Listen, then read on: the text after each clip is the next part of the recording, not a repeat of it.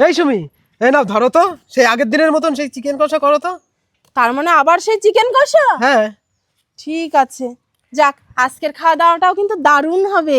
এ কিন্তু যে সে চিকেন কষা না, এ চিকেন কষা সেই চিকেন কষা যেটা আমি আমার বরকে অনেক দিন আগে খাইয়েছিলাম।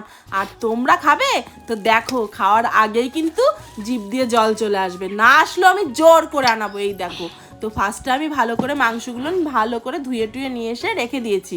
তারপরে এখন এই যে চিকেন কষা রান্না করতে গিয়ে যেগুলো লাগবে সেগুলো আমি এক এক করে বেটে নিচ্ছি, তাও আবার শিলনোড়ায়। এইখানে আছে আদা রসুন, যেটা এখন ভালো করে এখন আমার পেস্ট করতে হবে। এই গরমে এই যে বাটনাতে বাটনা বেটে রান্না করার স্বাদ যে কী দারুণ লাগে খেতে, যারা একমাত্র এই মাটির উনুনে রান্না করে তারাই কিন্তু জানে। তো যাই হোক, এইদিকে আমি মিক্সারে একদম মশলা করতে পছন্দ করি না। এই যে আমাদের বাড়ির মানে শিলনোড়া আছে, এইতে যে মশলা বাটা হয় ওর থেকে মানে দারুণ, ওই হচ্ছে মিক্সচার মেশিনের থেকে দারুণ। তো এক এক করে সব মশলাগুলো আমি বেটে নিচ্ছি। এখানে দিয়েছি জিরে আর পরিমাণ মতন শুকনো লঙ্কা। ঠিক আছে, এখন ওই যে আদা রসুনটা ভালো করে বেটে নিয়েছি, আর এইদিকে এই হচ্ছে জিরে আর শুকনো লঙ্কাটা বেটে নিলাম। তারপরে দিয়ে দিলাম গরম মশলা, খাঁটি গরম মশলা, যেটা আমি প্যাকেটের গরম মশলা একদম ব্যবহার করি না, আমার তো পছন্দই হয় না। তো এইদিকে আমি খাঁটি গরম মশলাটা ভালো করে এখন পেস্ট করে নিয়েছি, নিয়ে তুলে নিলাম। তারপরে এই যে মাংসতে, আর সত্যি কি জানো, আজকের মাংসটা একদম সুন্দর। হ্যাঁ, তারপরে এই যে মাংসতে এখন সমস্ত মশলাগুলো এক এক করে দিয়ে দিলাম। আদা রসুনের পেস্ট, জিরে শুকনো লঙ্কার পেস্ট, তারপরে হচ্ছে গরম মশলার পেস্ট, আর এইদিকে হচ্ছে একটু পরিমাণ মতন পেঁয়াজ কুচি।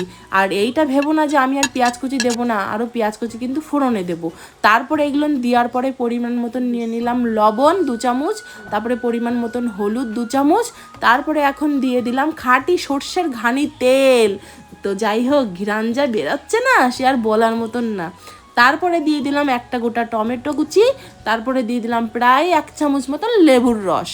এই যে দেওয়ার পরে এখন ভালো করে মাখতে হবে। ঠিক আছে, তো যাই হোক, কি সুন্দর যে সেন্ট বেরোয়ছে, তোমরা পাশে না থাকলে কিন্তু একদমই ঠিক পাবে না, এত সুন্দর সেন্ট বেরোইছে। ঠিক আছে, এই যে মাখাচ্ছি, এই মাখাটাই কিন্তু সব থেকে মেইন, যে মাখালেই মাংসটা ভালো হবে। তো ভালো করে সমস্ত কিছু দিয়ে পরিমাণ মতন দিয়ে মাংসটা বেশ ভালো করে এখন মাখাই নিছি।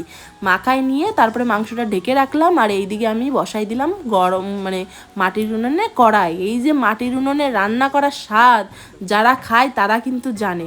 তারপরে এই যে কড়াইটা বসাই দিয়ে ভালো করে গরম করেছি, গরম করে মানে তেল টাটাই নিয়ে তারপরে হচ্ছে আলুগুলো দিয়ে দিচ্ছি।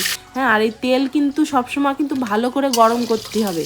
ঠিক আছে, তারপরে এই যে তেল গরম করে আলুগুলো দিয়ে হালকা একটু লবণ দিয়ে নেড়ে চেড়ে আলুগুলো ভেজে তুলে নিলাম। আর এই মাংসর আলু আমি যতবার বলবো রান্নাতে আমার কিন্তু হেভি লাগে মাংসর আলু, হচ্ছে আমার ভাল লাগে, আমি জানি না আর কার ভালো লাগে। তো এই দিকে গরম কড়াইতে মানে তেলে দিয়ে দিলাম হচ্ছে ফোড়নে সব থেকে মেইন যেটা জিরে শুকনো লঙ্কা তেজপাতা, তারপরে দিয়ে নাড়াচাড়া দেওয়ার পরে দিয়ে দিয়েছিলাম পেঁয়াজ কুচি। পেঁয়াজ কুচিগুলো ভালো করে ভেজে তারপরে দিয়ে দিলাম মাংস, ঢেলে দিলাম। ঢেলে দেওয়ার পরে এখন ভালো করে নাড়াই চাড়াইয়ে একদম কষাই নিতে হবে।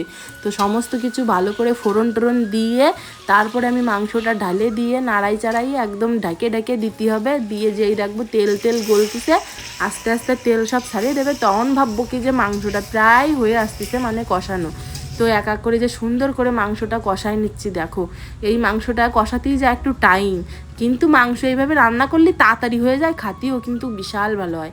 তারপরে দেখো এই যে মাংসটা বেশ ভালো করে কষায় টষায় নিয়ে এখন দেখছি প্রায় কষানো হয়ে গেছে, তখন আমি আলুগুলো দিয়ে দিছি। আর এইদিকে আমার মাই আবার ভালো কষানো মাংস খায়, মানে এই কষা মাংস দিতেই হবে, বাড়ি যতবার এই যে মাংস রান্না হোক না কেন, কষা মাংস আমার কিন্তু মায়ের জন্য তুলতেই হবে।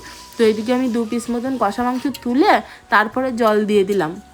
হ্যাঁ, তো এদিকে আমার মেয়ে ঘরে রয়েছে, এখন ওটা ডাক দেবো যে মেয়ে আয় খাইয়ে যা, দেখ কষা মাংস হয়ে গেছে। আর এইদিকে দেখো পুরো জালে জালে একদম কি সুন্দর হয়ে গেছে। আমি ডাকে ডাকে ওই পাশে রাখিয়ে দিয়েছিলাম, তারপর রাখিয়ে দেওয়ার পরে দেখি আমার মাংস পুরো কমপ্লিট। দেখছো কি সুন্দর হয়েছে আর কীভাবে রান্না করছি। এ চিকেন কষা কিন্তু যে সে চিকেন কষা না, এ একবার খাবা তো মনে হবে বারবার খাই, কি সুন্দর না হয়েছে। তো চলো এইবার আমি বরের ভাত খাতে ডাক দেবো, আমার বরে কিন্তু বিশাল খিদে পাইছে। দেখো কি সুন্দরভাবে সাজাই দিলাম বরে।